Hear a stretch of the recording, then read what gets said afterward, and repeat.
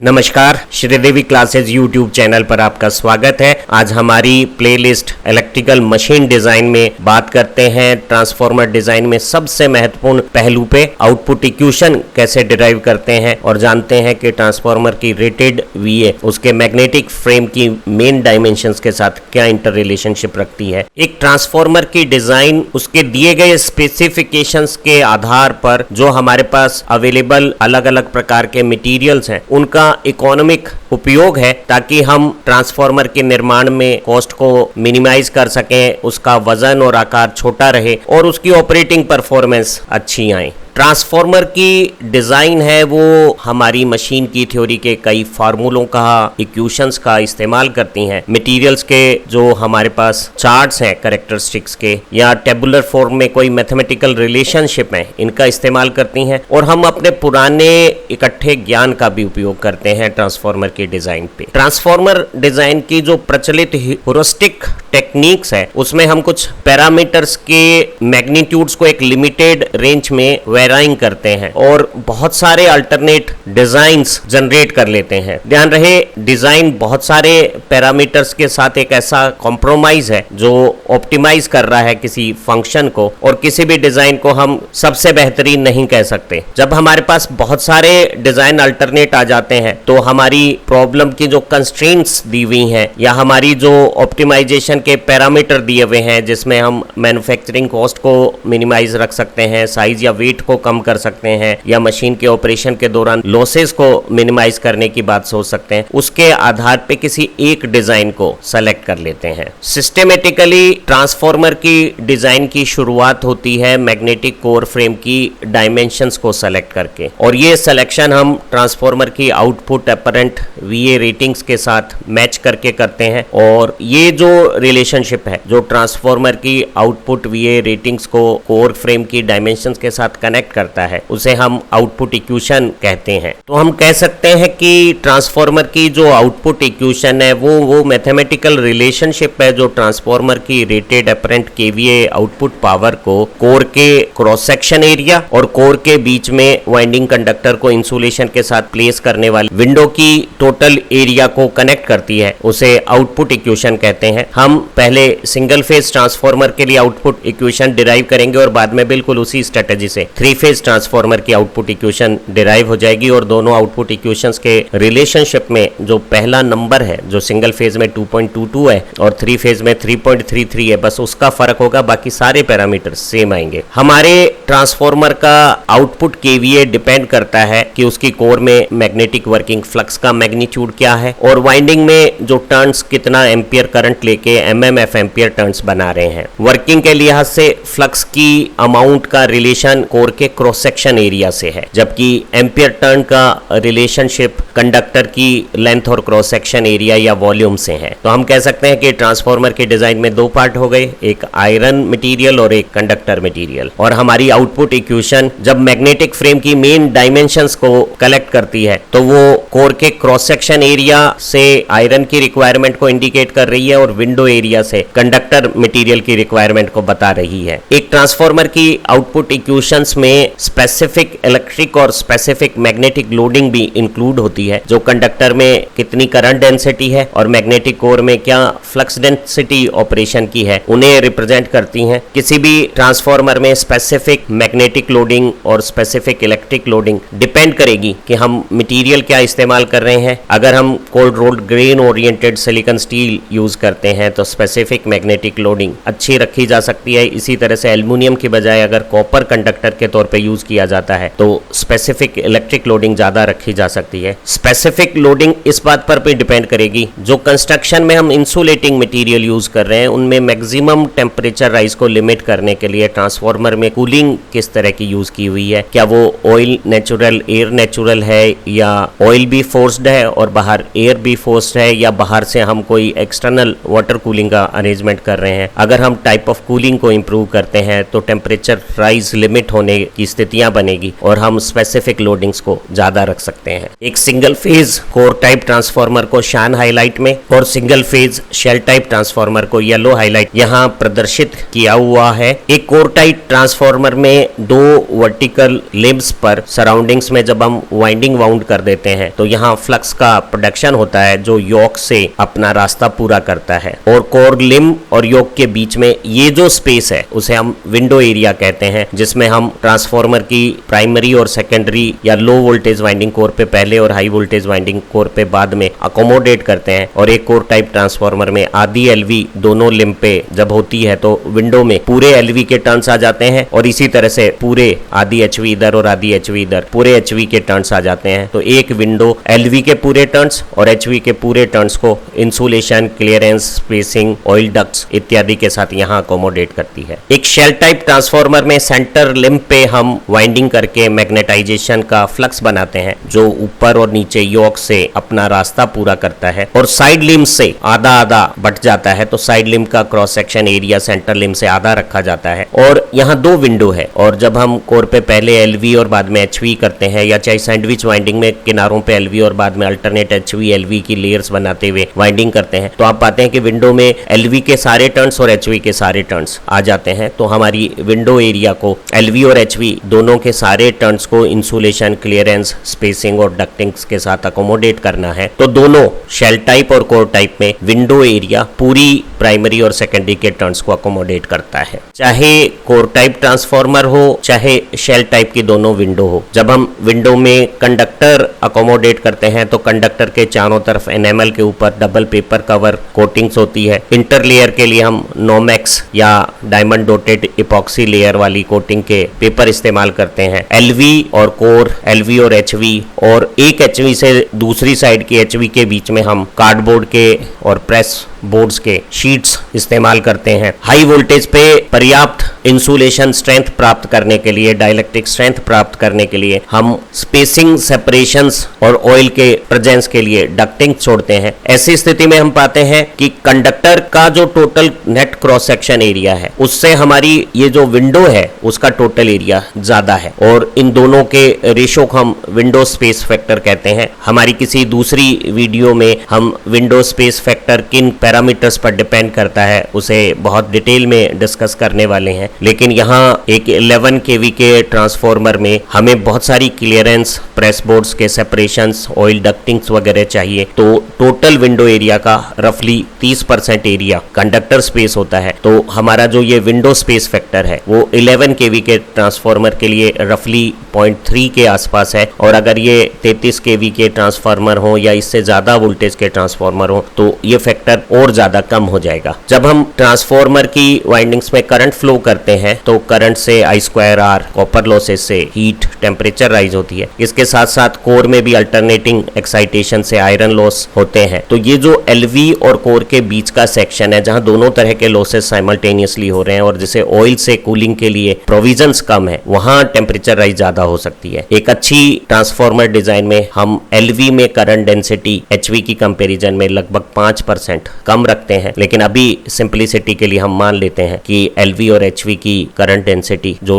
वैसे nearly same होती है, एग्जैक्ट सेम है, और current upon total cross section area of primary is primary current density, और प्राइमरी करंट डेंसिटी की वैल्यू सेकेंडरी में करंट और सेकेंडरी के क्रॉस सेक्शन एरिया के रेशो के एग्जैक्ट बराबर है, ऐसा हमने मान लिया है। ऐसी स्थिति में हमें करंट डेंसिटी अगर मालूम है और ट्रांसफार्मर की रेटिंग से रेटेड करंट मालूम है तो क्रॉस सेक्शन एरिया कितना चाहिएगा प्राइमरी कंडक्टर को और सेकेंडरी कंडक्टर को, वो निकाला जा सकता है। जब हम ट्रांसफार्मर की वर्किंग करते हैं, लोड लगाते हैं सेकेंडरी पे, तो सेकेंडरी अपना एक एमएमएफ बनाती है और एमएमएफ बैलेंस के लिए प्राइमरी कुछ सप्लाई से एक्स्ट्रा करंट ड्रॉ करती है, और दोनों सेकेंडरी करंट का और secondary current reflected to primary का एमएमएफ बैलेंस हो जाता है। अगर हम नो लोड पे जो मैग्नेटाइजिंग एमएमएफ है उसे अगर नेग्लेक्ट कर दें तो हम कह सकते हैं कि प्राइमरी एमएमएफ एम्पियर टर्न और सेकेंडरी में एम्पियर और टर्न्स का प्रोडक्ट इक्वल है, और इस एमएमएफ को हमने एक शॉर्ट नाम दे दिया AT, A ampere, T turns. हमने देखा कि विंडो में प्राइमरी और सेकेंडरी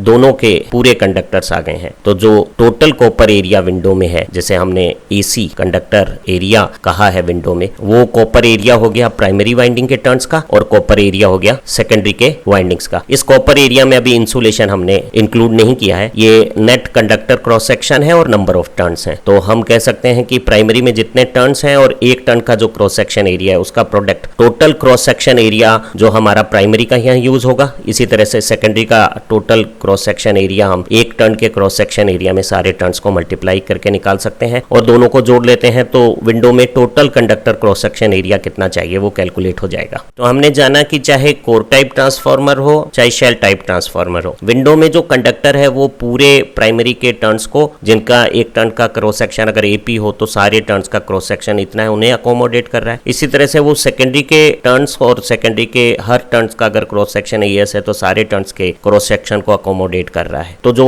नेट कॉपर एरिया है विंडो में वो दोनों प्राइमरी और सेकेंडरी के सारे टर्न्स का एरिया हो गया है। हम कंडक्टर क्रॉस सेक्शन को रेटेड करंट के साथ करंट डेंसिटी से रिलेट कर सकते हैं। करंट डेंसिटी हमने प्राइमरी और सेकेंडरी में कॉमन एक जैसी मानी है तो हम उसे कॉमन निकाल लेते हैं, और प्राइमरी एमएमएफ और सेकेंडरी एमएमएफ बराबर होने पर उसे AT कहा तो AT और AT जुड़ के 280 हो गया है। तो हमने पाया कि हमारा जो net copper cross section area है जो टोटल विंडो एरिया को विंडो स्पेस फैक्टर के साथ रिलेट करता है वो 280 बाई डेल्टा है, जहां डेल्टा प्राइमरी और सेकेंडरी की कॉमन करंट डेंसिटी है। इस रिलेशन से हम एम्पियर टर्न निकाल सकते हैं फुल लोड के, और वो हो गए window space factor, total window area, और ये डेल्टा इधर आके मल्टीप्लाई हो गया है डिवाइडेड बाई ये 2। एक ट्रांसफार्मर में इंड्यूस्ड EMF का जो बेसिक फंडामेंटल रिलेशन है, जब sinusoidal time varying flux core में बनता है तो हमारे फ्लक्स टर्न से लिंक होते हैं और as per Faraday's law of electromagnetic induction EMF पैदा होता है, और उस EMF की RMS value 4.44 F phi m number of turns हैं। यहाँ phi m sinusoidal time varying flux की इंस्टेंटेनियस पीक मैग्नीट्यूड है, और ये E RMS इंड्यूस्ड EMF। हम EMF पर टर्न निकाल सकते हैं, टोटल EMF जो वाइंडिंग में प्रोड्यूस हुआ है और टर्न्स का डिवीजन कर दिया, और ये रिलेशन 4.44 F phi m हो गया। एक सिंगल फेज ट्रांसफार्मर की रेटेड अपरेंट VA रेटिंग उसकी रेटेड वोल्टेज और फुल लोड करंट का प्रोडक्ट है। अगर हमें ये रेटेड पावर कैपेसिटी kVA में चाहिए तो हमने 1000 का डिवीजन कर देना है। हम रेटेड वोल्टेज को EMF पर टर्न से नंबर ऑफ टर्न का प्रोडक्ट समझ सकते हैं, और करंट और टर्न्स का प्रोडक्ट फुल लोड MMF हो गया है। तो हम समझ सकते हैं कि एक ट्रांसफार्मर का rated apparent VA output EMF पर टर्न और फुल लोड MMF का प्रोडक्ट है। हमने जाना कि जो फुल लोड MMF है ट्रांसफार्मर का वो विंडो एरिया के साथ रिलेशनशिप रखता है। तो हम यहाँ एम्पियर टर्न की वैल्यू और EMF पर टर्न की वैल्यू अगर ऊपर इन दो रिलेशन से जो यहाँ नीले फ्रेम में दिखाए गए हैं उससे सब्स्टिट्यूट कर देते हैं। हमने यहाँ ET की जगह 4.44 F phi m रख दिया है, और इसी तरह से हम एम्पियर टर्न की जगह ऊपर के इस नीले फ्रेम से window space factor, window area, current density divided by 2 लिख सकते हैं। 4.44 में 2 का डिवीजन करने पर यहाँ एक नंबर आ गया है 2.22, और हमने मैक्सिमम इंस्टेंटेनियस फ्लक्स की जगह कोर में मैक्सिमम फ्लक्स डेंसिटी, जिसे हम स्पेसिफिक मैग्नेटिक लोडिंग भी कहते हैं, उसे कोर के net iron cross section area से मल्टीप्लाई करके प्राप्त कर लिया है। और बाकी फिगर को अगर मैं यहाँ रखता हूं तो ये 6 फिगर हैं। Supply frequency, maximum flux density या स्पेसिफिक मैग्नेटिक लोडिंग, कोर का net cross section area, window space factor, total window area जो इनफैक्ट विंडो में कॉपर कंडक्टर और इंसुलेशन रिक्वायरमेंट के हिसाब से आता है, और स्पेसिफिक करंट लोडिंग जिसे हम करंट डेंसिटी कहते हैं। उन 6 फिगर का प्रोडक्ट आ गया है। ये VA को kVA बनाने वाला नंबर है, और ये जो इक्वेशन आपको दिख रही है इस पूरी PD हाईलाइट में एक साथ हमने दिखाई है, ये हमारी ट्रांसफार्मर की आउटपुट इक्वेशन कहलाती है, जो रेटेड अपरेंट पावर को कोर के नेट क्रॉस सेक्शन एरिया और विंडो एरिया से कनेक्ट करती है, और इन दो डाटा से हम पूरा मैग्नेटिक फ्रेम डिजाइन कर सकते। जिस तरह से हमने सिंगल फेज ट्रांसफार्मर के लिए आउटपुट इक्वेशन निकाली है, उसी तरह से 3 फेज ट्रांसफार्मर की आउटपुट इक्वेशंस निकाल सकते हैं। यहाँ शाइन हाईलाइट में एक 3 फेज कोर टाइप ट्रांसफार्मर और येलो हाईलाइट में एक 3 phase shell type transformer show किया हुआ है। तीनों अलग अलग फेज की वर्टिकल कोर लिम में जब हम सराउंडिंग में अलग अलग फेज की एलवी और एचवी वाउंड करते हैं तो वर्किंग मैग्नेटिक फ्लक्स बनता है और वो कोर लिम से होता हुआ योक से अपने रास्ते पूरे करता है। और एक कोर टाइप ट्रांसफार्मर में 3 कोर लिम के बीच में ये 2 ग्रीन हाईलाइट से शो किए गए एरिया विंडो एरिया कहलाते हैं। और अगर आप विंडो एरिया में देखेंगे तो एक फेज की पूरी एलवी और उसके बाद एचवी और दूसरे फेज की एलवी और एचवी यहाँ अपने कंडक्टर्स को इंसुलेशन, गैप, स्पेसिंग, डक्टिंग के साथ अकोमोडेट करती है। तो दोनों विंडो एरिया में प्राइमरी और सेकेंडरी दोनों के कंडक्टर दो फेज के आते हैं और एमएमएफ बैलेंस है और एक बैलेंस 3 फेज सिस्टम में एम्पियर टर्न सभी वाइंडिंग्स के सेम है। अगर हम यही बात शेल टाइप ट्रांसफार्मर के लिए देखें तो यहाँ एलवी और एचवी एक फेज की वाइंडिंग से अल्टरनेटिंग मैग्नेटिक फ्लक्स बन रहा है जो इधर योक से दोनों तरफ अपना रास्ता बनाता है। और यहाँ तीनों कोर लिम के साथ साथ 2 आधी क्रॉस सेक्शन एरिया की साइड लिम्स भी हैं और हमारे पास कुल 2 तो पूरी विंडो है जिसमें 2 फेज की वाइंडिंग के टर्न्स आ रहे हैं और 2 साइड में आधी विंडो है जिसमें केवल एक ही फेज के टर्न्स आते हैं। अगर इस एरिया को हम विंडो एरिया कहें और इसके एरिया को हम उसका अगर आधा मान लेते हैं तो ये जो विंडो एरिया है बीच का जिसमें दोनों फेज के प्राइमरी और सेकेंडरी के टर्न्स आते हैं वो बिल्कुल वैसे ही है जैसे कि हमने कोर टाइप में समझा है। तो हम कह सकते हैं कि हमारी 3 फेज ट्रांसफार्मर की विंडो में जो total copper cross section area आ रहा है जैसे हमने एसी का है C4 कॉपर A4 एरिया वो 2 प्राइमरी वाइंडिंग अलग अलग फेज की और 2 सेकेंडरी वाइंडिंग अलग अलग फेज की का टोटल कॉपर एरिया है। अर्थात ये 2 टाइम्स हो गया है प्राइमरी में जो टर्न्स है और एक प्राइमरी टर्न्स का जो क्रॉस सेक्शन एरिया है उसका प्रोडक्ट। इसी तरह से ये सेकेंडरी के टर्न्स और सेकेंडरी के क्रॉस सेक्शन एरिया का प्रोडक्ट हो गया है। और एन और एरिया टर्न्स और एरिया का जो समेशन करने के बाद डबलिंग कर देंगे तो मुझे total net copper area window में अकोमोडेट करना है वो मालूम हो जाएगा। ध्यान रहे कि इस कंडक्टर एरिया में मैं इंसुलेशन का जो एडिशनल एरिया है वो इंक्लूड नहीं कर रहा हूं, उसे इंक्लूड करते हुए मुझे विंडो स्पेस फैक्टर कंसीडर करना होगा। चाहे हमारा ट्रांसफार्मर ये दिखाया गया कोर टाइप ट्रांसफार्मर हो या शेल टाइप की फुल विंडो हो, एक पूरी विंडो में 2 प्राइमरी और सेकेंडरी के टर्न्स यहाँ अकोमोडेट हो रहे हैं। हम प्राइमरी और सेकेंडरी की जगह एलवीएचवी भी इस्तेमाल कर सकते थे। तो एक कंडक्टर का अगर एरिया एपी हो और टोटल टर्न्स टी हो तो ये एक वाइंडिंग के सारे क्रॉस सेक्शन एरिया हो गए। इसी तरह से ये दूसरी वाइंडिंग के सारे क्रॉस सेक्शन एरिया हो गए। एक कंडक्टर का area multiplied by total number of turns, इन दोनों को जोड़ने पर एक फेज के टोटल कंडक्टर क्रॉस सेक्शन आ गए हैं। उसे डबल कर दें क्योंकि यहाँ 2 अलग अलग फेज के प्राइमरी सेकेंडरीज दोनों हैं। तो ये मेरा total cross section area copper का जो हम इस्तेमाल कर रहे हैं वो आ गया है। हमने जाना है कि एक अच्छी डिजाइन में एलवी की करंट डेंसिटी कम रखते हैं और एचवी जो बाहर की तरफ वाउंड होती है उसमें करंट डेंसिटी 5% के आसपास ज्यादा रखते हैं। लेकिन अभी सिंप्लिसिटी के लिए मान लेते हैं कि एलवी और एचवी दोनों की current density specific current loading identical है। तो हम कह सकते हैं कि जो क्रॉस सेक्शन एरिया है उसका करंट डेंसिटी के साथ ये कनेक्शन हो गया है। और करंट डेंसिटी अगर मैं दोनों में एक जैसी ले लेता हूँ कॉमन, तो ये जो प्राइमरी एमएमएफ है वो सेकेंडरी एमएमएफ के अगर बराबर मान लेता हूँ नो लोड मैग्नेटाइजिंग एमएमएफ को नेग्लेक्ट करके, तो ये 280 हो गया है। 2 से और मल्टीप्लाई किया तो ये 480 हो गया है। और यहाँ अब मैं कह सकता हूँ कि जो कंडक्टर क्रॉस सेक्शन एरिया है वो टोटल विंडो एरिया के साथ जब हम इंसुलेशन, स्पेसिंग, डक्टिंग, ऑयल के सेपरेटर्स सब लगाते हैं तो एक विंडो स्पेस फैक्टर कंसिडरेशन में आ जाता है। और एक 11 केवी ट्रांसफार्मर के लिए इसकी वैल्यू रफली 0.3 के आसपास होती है। और हमने देखा कि जो नेट कॉपर एरिया है वो 480 बाई डेल्टा है। इस रिलेशन से हमने एम्पियर टर्न निकाल लिए हैं जो विंडो स्पेस फैक्टर में विंडो एरिया के मल्टीप्लिकेशन और स्पेसिफिक करंट डेंसिटी में 4 का डिवीजन करने से आ जाएगा। हमें पता है कि ट्रांसफार्मर में induced EMF 4.44 F phi T है, जहां F सप्लाई फ्रीक्वेंसी है, phi sinusoidal time varying flux का मैक्सिमम इंस्टेंटेनियस पीक मैग्नीट्यूड है और T वाइंडिंग में टर्न्स है। तो इसी रिलेशन से हम ईएमएफ पर टर्न निकाल सकते हैं और वो 4.44 F phi हो गया है। एक 3 फेज ट्रांसफार्मर का rated apparent output power rated voltage और फुल लोड करंट का 3 गुना होता है पर फेज। ये वैल्यूज हैं आरएमएस और केवीए में कन्वर्जन के लिए ये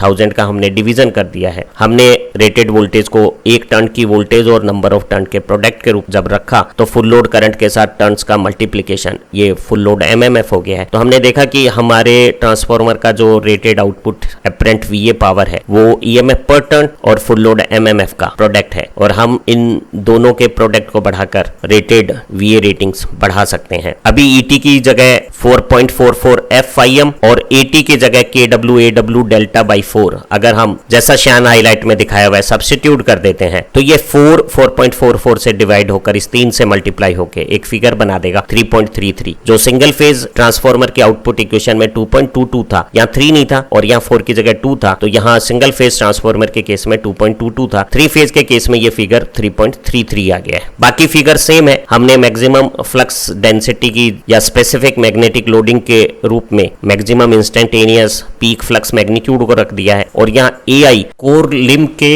नेट आयरन एरिया का क्रॉस सेक्शन एरिया है, जिसे हम स्टेप्ड कोर बना के सर्कुलर इंसुलेटिंग ट्यूब से कवर करके बाद में LV और HV वाइंडिंग करते हैं। और यहाँ कोर में मैक्सिमम फ्लक्स डेंसिटी या स्पेसिफिक मैग्नेटिक लोडिंग के हिसाब से एरिया के प्रोपोर्शनल वर्किंग मैग्नेटिक फ्लक्स बनता है, जो आउटपुट रेटिंग को डिसाइड करता है। अगर कोर में AI ज्यादा लेंगे तो वर्किंग फ्लक्स के मैग्नीट्यूड को बढ़ाकर कम एम्पियर टर्न के साथ भी हम ट्रांसफार्मर की पावर रेटिंग बना सकते हैं। ज्यादा फ्लक्स से ET ज्यादा हो जाएगा तो सेम रेटेड वोल्टेज के लिए हमें टर्न्स कम चाहिएंगे, तो हमारा जो कॉपर रिक्वायरमेंट है और विंडो एरिया की रिक्वायरमेंट है वो कम की जा सकती है। यहाँ KW विंडो स्पेस फैक्टर है, जो बताता है कि हमारा जो total conductor cross section area है वो टोटल विंडो एरिया का सिर्फ 30% स्पेस में है। 11 kV के लिए KW की वैल्यू रफली 0.3 है, यानी 70% स्पेस हमने separation, ducts, insulation, clearance, press boards इनके लिए लगाया हुआ है। AW टोटल विंडो एरिया है। कहने को तो ये एक मैग्नेटिक फ्रेम की डायमेंशंस आ रही हैं विंडो की विड्थ और हाइट का प्रोडक्ट के तौर पे, पर असल में ये ट्रांसफार्मर के डिजाइन में सारा कंडक्टर मटेरियल कितना लगेगा उसे इंडिकेट कर रहा है। और ये डेल्टा स्पेसिफिक इलेक्ट्रिक लोडिंग या करंट डेंसिटी है कंडक्टर में। जो कॉपर के कंडक्टर जिनकी कंडक्टिविटी ज्यादा है उनके लिए ज्यादा रखा जा सकता है। एल्युमिनियम की कंडक्टिविटी कम होने के कारण इसे कॉपर की कंपैरिजन में 1.5 टाइम्स कम रखा जाता है। और ये जो करंट डेंसिटी है या मैक्सिमम फ्लक्स डेंसिटी है कोर में, जिन्हें हम स्पेसिफिक मैग्नेटिक लोडिंग और स्पेसिफिक इलेक्ट्रिक लोडिंग कहते हैं, ये ट्रांसफार्मर की टाइप ऑफ कूलिंग पे भी डिपेंड करेगी। अगर हम कूलिंग ज्यादा बेहतर कर देते हैं तो हम करंट लोडिंग और मैग्नेटिक लोडिंग का मैग्नीट्यूड बढ़ा सकते हैं। और यहाँ आप देखिए 6 फिगर आ गए हैं। Frequency, maximum flux density, net iron area, window space factor और करंट डेंसिटी। और हमारा ट्रांसफार्मर की रेटेड आउटपुट पावर से हम इन्हें रिलेट कर सकते हैं। अगर हमें AI और AW में से एक मालूम हो और बाकी सब कांस्टेंट हमने जूम किए हों, जैसे सप्लाई फ्रीक्वेंसी हम 50 हर्ट्ज ले लेते हैं, BM